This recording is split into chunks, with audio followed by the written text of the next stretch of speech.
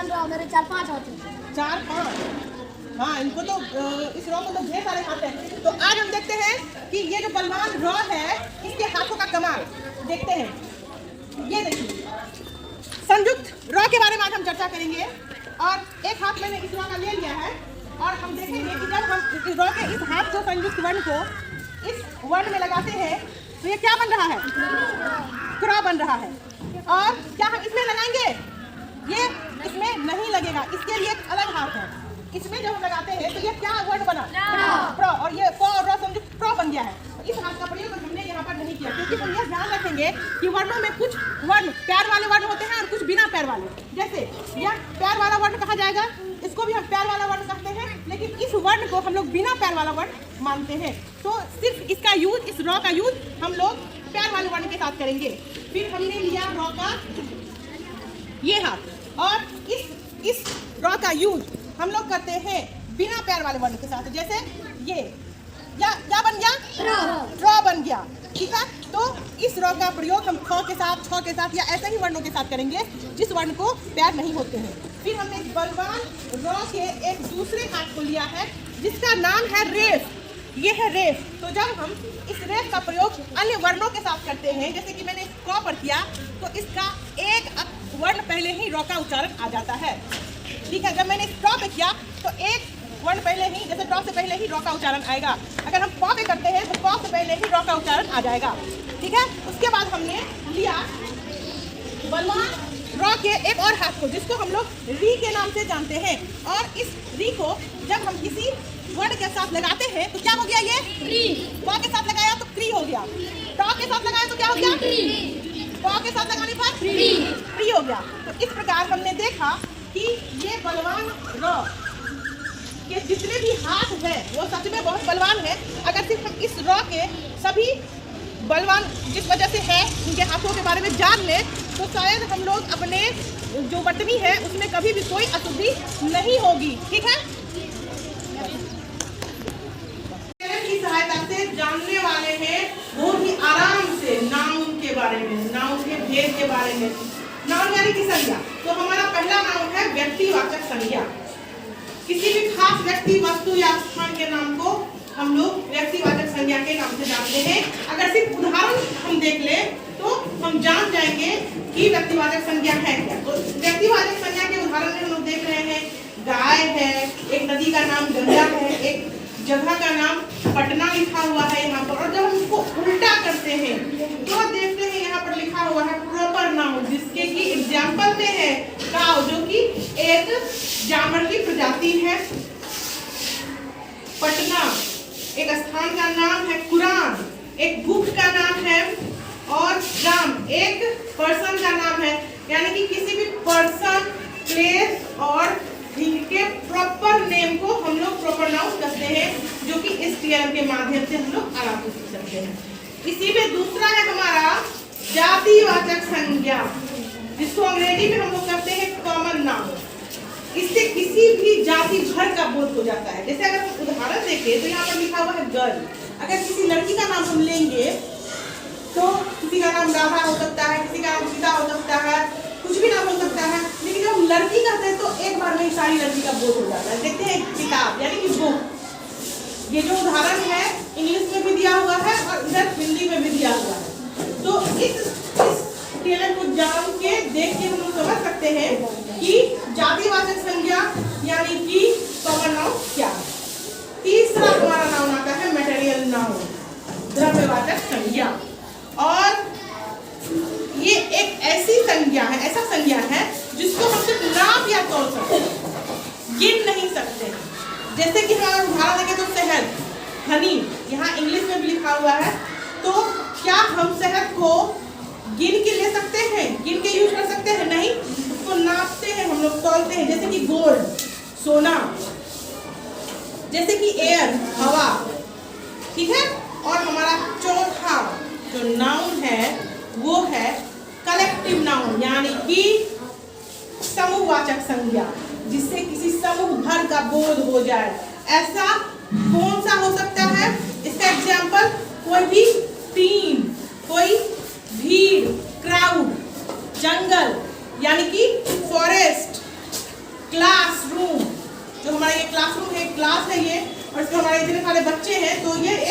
Collective noun का अच्छा उदाहरण हो गया। इसके इधर हिंदी में लिखा हुआ है, इधर इंग्लिश में लिखा हुआ है। एग्जाम्पल के साथ भी ऐसा ही है। और हमारा अंतिम नाउन हो गया एब्स्ट्रैक्ट नाउन, यानी कि भाववाचक संज्ञा।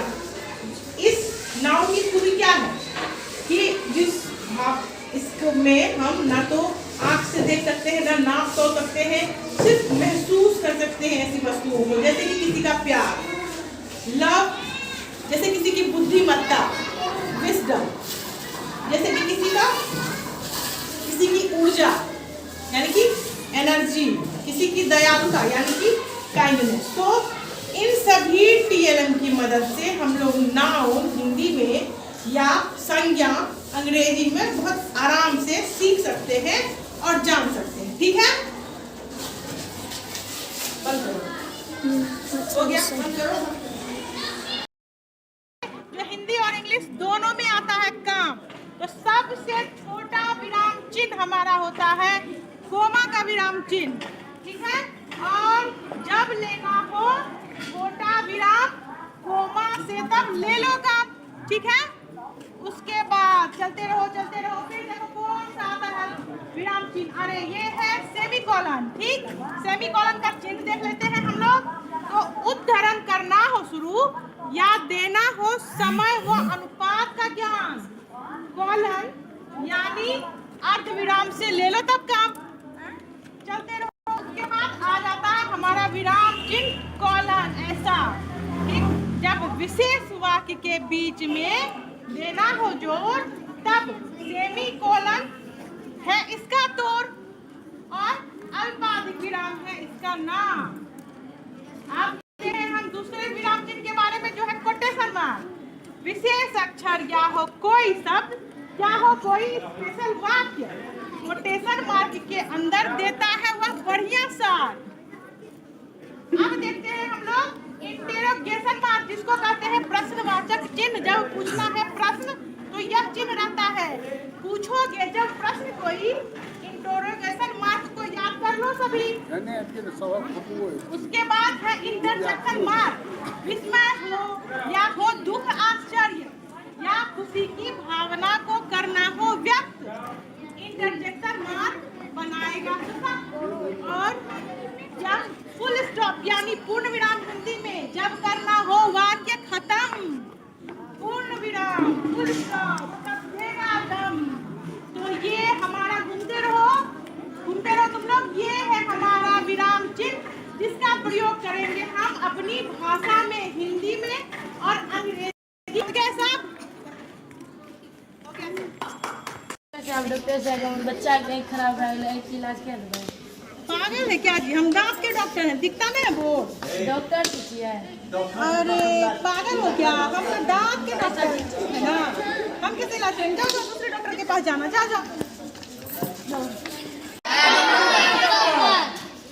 आप है किस चीज के डॉक्टर? दांतों का डॉक्टर। डेंटिस्ट।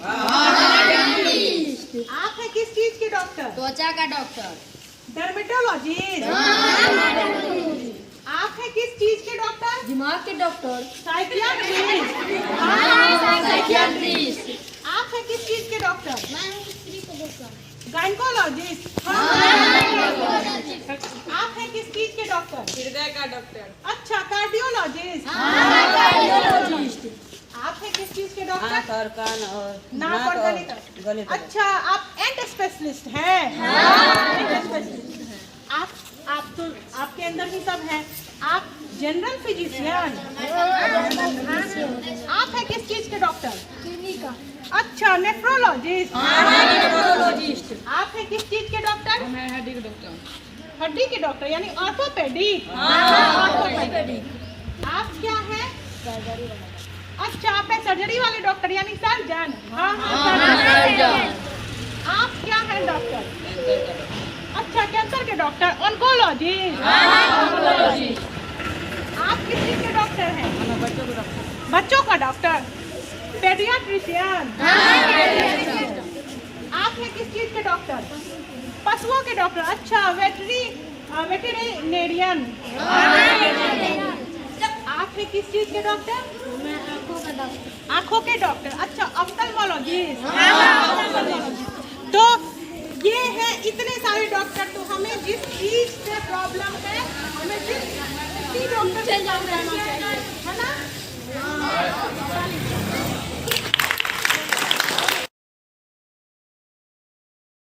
इसमें सबसे पहले है नाउन नाउन नाउन। कोई भी हो नाम कहलाता है नाम। जैसे Ram, Patna, pronoun pronoun noun के जो बदले आए कहलाता है प्रोनाउन। जैसे ही, सी, दे, यो। एडजेक्टिव एडजेक्टिव नाउन प्रोनाउन की विशेषता बतलाता है। सब जानो हुआ एडजेक्टिव कहलाता है। जैसे रेड, बिग, होता है जब कोई काम, वर्ब है उसका नाम। जैसे to eat, to play, adverb की जो विशेषता बतलाए, एडवर्ब फिर वही कहलाए। जैसे fast, slowly, preposition preposition pre को कहते हैं पहले, पोजीशन है स्थान। नाउन प्रोनाउन के पहले जुड़कर अन्य शब्दों से संबंध का होता है या ज्ञान। जैसे ऑन, इन, विथ, बाय। दो शब्दों या वाक्यों को जोड़े कंजक्शन कहलाता है।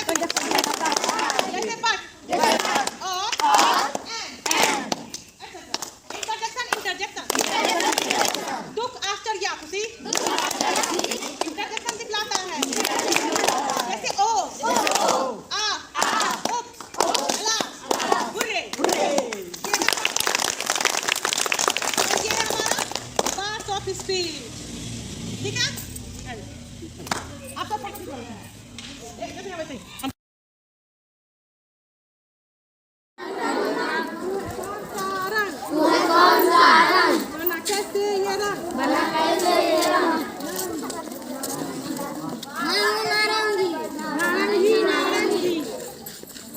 थोड़ा लाल, थोड़ा पीला, बन गया नारंगी। मैं हूँ बैगनी, थोड़ा लाल, थोड़ा नीला,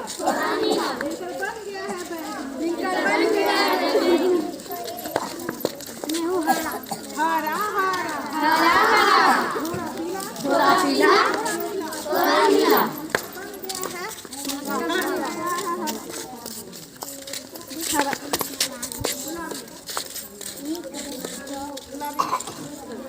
गुलाबी गुलाबी, थोड़ा लाल, थोड़ा सफेद, मिलकर बन गया है गुलाब।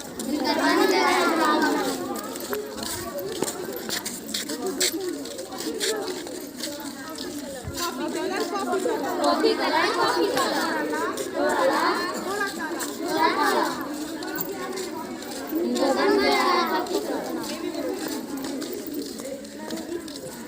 डीप ब्लू या नेवी ब्लू, थोड़ा नीला, थोड़ा काला, बन गया है डीप ब्लू।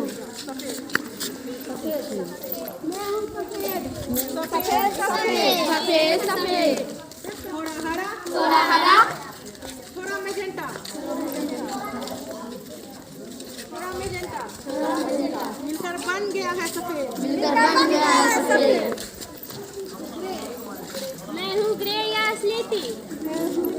थोड़ा हरा, थोड़ा काला, मिलकर बन गया है ग्रे।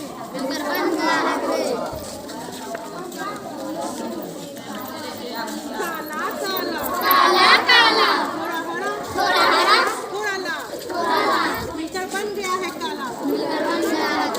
रंग पूरब है हिंदी,